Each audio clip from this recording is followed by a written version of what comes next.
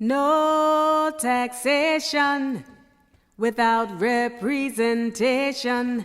200 years of exploitation in the capital of this nation. No representation in the capital of this nation. 200 years of exploitation. Give the people their right to vote. Someone asked me, was it true? The voting rights of the district were long overdue. They couldn't believe it when I said yes. And then I said, you ain't heard nothing yet. We are based in Washington, D.C., a truly diverse community. Almost 600,000 strong, have been exploited much too long. Inadequate power over our own affairs and national issues for which we care. No votes in Congress, the Senate, the House. No state delegation, no representation. We pledge allegiance, my country, 'tis of thee. Fight in wars, pay taxes in this country. Provide work and services for the government. We get no vote, but our money is spent. Well, you may wonder how in the world can this be? I thought we lived in a democracy where the U.S. Constitution gives equal protection. Check the 14th Amendment to make this connection. No taxation without representation. 200 years of exploitation in the capital of this nation. Oh well, no representation in the capital of this nation. 200 years of exploitation. Give the people their right to vote.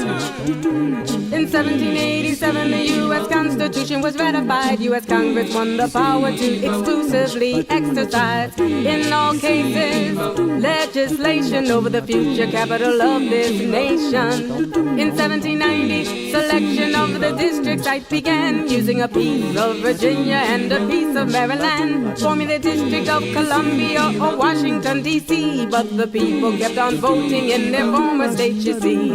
In 1800, Congress took control of D.C., ended representation for the whole community. In the history of this country, you will find the reason why, and even in the new millennium, they want this law to apply.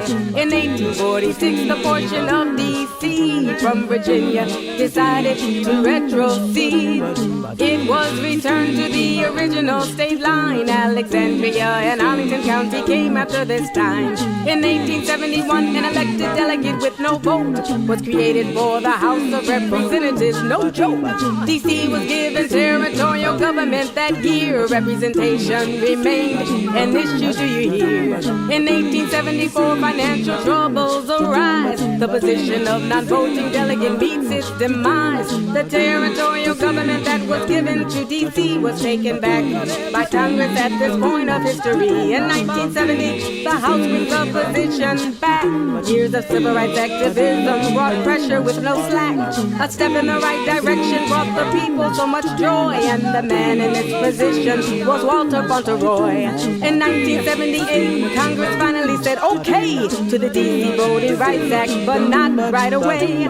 If approved within 7 years with no hesitation, D.C. would be granted full representation. In 1985, our hopes were really, really high. We knew that they should not let this bill die. All we needed was approval of 38 states, but only 16 states would support our case. And the exploitation continues. In 1993, the district made a giant step. Congresswoman Eleanor Holmes Norton worked hard to get a D.C. vote on the House floor, which Congress did approve. But when Republicans came to power, the decision was overruled. Now I'm sure you're wondering what can be done. There are at least 4 ways that this fight can be won.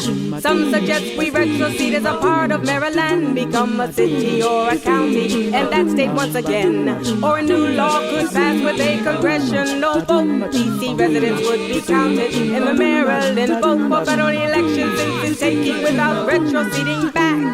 This would leave our residency intact. Or Congress could pass another law for D.C. like they did in 1800 when they took over totally. For more than 500 reasons, they treat us like a state, and adding another reason should not a problem create.